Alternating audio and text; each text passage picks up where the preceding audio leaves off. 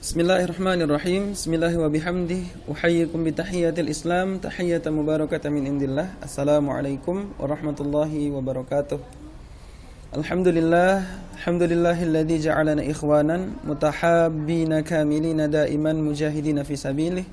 Allahumma salli wa sallim wa barik wa an'im ala nabiyyina wa habibina Muhammad wa ala alihi wa ashabihi al-kirami ajma'in, amma ba'du.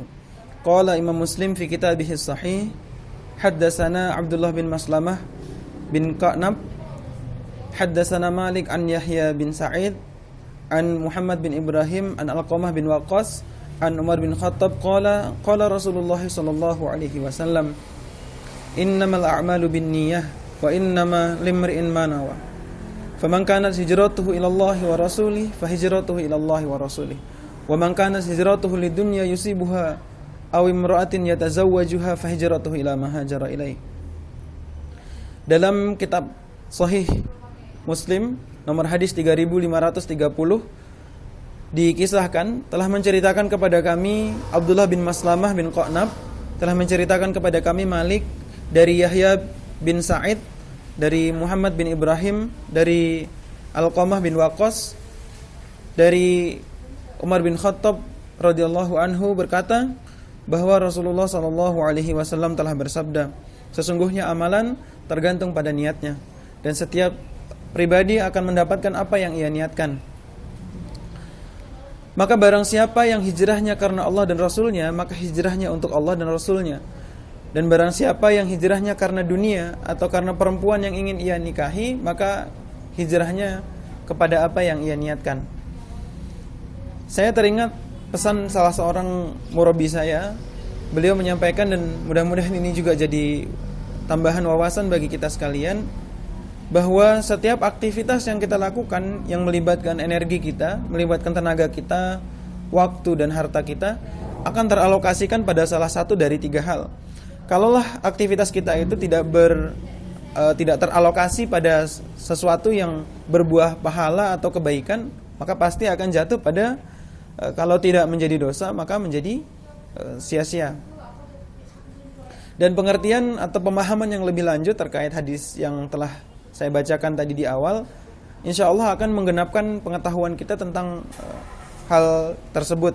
Betapa niat di dalam diri kita ini sangat penting dalam menentukan ke arah mana nantinya amalan kita itu.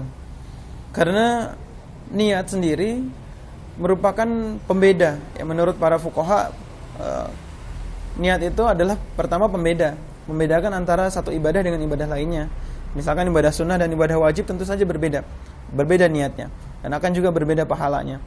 Kemudian berbeda juga antara aktivitas atau rutinitas kita sehari-hari dengan ibadah, dengan aktivitas yang akhirnya berdampak atau berubah menjadi ibadah dan berpahala. Seperti seseorang yang berniat untuk menahan haus dan lapar karena tuntutan kesehatan atau diet gitu. Tentu akan berbeda dengan orang yang melakukan hal tersebut, menahan lapar dan dahaga karena berpuasa karena Allah. Niat ini juga akan membedakan antara amalan kita yang bernilai ibadah dan bukan bernilai ibadah. Kemudian niat ini bisa mengangkat derajat seseorang atau merendahkannya, dan juga niat ini sampai bisa menentukan besar kecilnya pahala yang akan kita peroleh. Betapa pentingnya niat, ya. Kemudian menyoroti hadis ini sendiri, hadis yang tadi di awal telah kami bacakan. Menurut Abu Abdullah, tidak ada hadis Nabi SAW yang lebih dalam, lebih luas dan lebih afdol faidahnya daripada hadis ini. Karena para ulama terdahulu berpendapat bahwa hadis ini telah merangkum sepertiga dari agama kita, ya. Mengapa demikian? Menurut Imam Baihaqi, karena setiap aktivitas atau perbuatan yang dilakukan oleh seorang hamba itu tidak akan bisa lepas dari tiga organ yang ada dalam dirinya. Yang pertama adalah hati, kedua lisan, dan yang ketiga adalah organ selain anggota gerak selain lidah dan hati, selain lisan dan hati. Kemudian jika kita tarik keterkaitannya dengan hadis Nabi Shallallahu Alaihi Wasallam yang menyebutkan bahwa di dalam diri seseorang terdapat segumpal daging yang apabila daging itu baik maka baik seluruh tubuhnya, jika daging itu buruk maka buruk pula seluruh jasadnya. Kata. Dan ketahuilah kata Nabi bahwa segumpal daging itu adalah hati.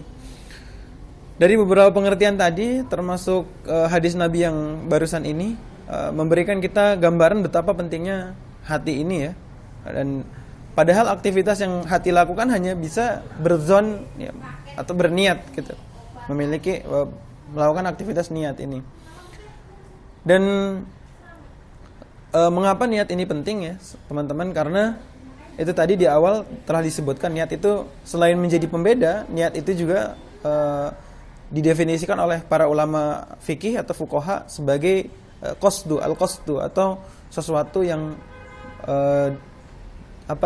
suatu maksud hati untuk menyengaja melakukan atau tidak melakukan sesuatu.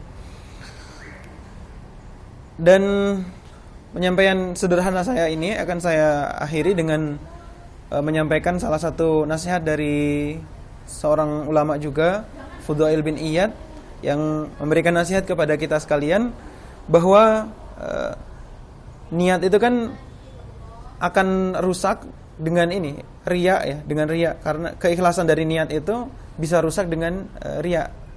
Nah, Fudail bin Iyad ini menasihatkan kepada kita bahwa seseorang yang meninggalkan ibadah ya, dengan niat agar tidak dilihat oleh orang lain, maka ketahuilah sesungguhnya seseorang itu telah melakukan riya ya, telah melakukan riya. Sementara jika ia melakukan ibadah karena ingin dilihat seseorang, maka ia telah melakukan perbuatan syirik. Bagaimanapun kita ketahui bahwa riya sendiri merupakan syirik kecil ya. Kemudian tidak semua orang yang menampakkan perbuatannya itu bisa dikategorikan sebagai orang riya.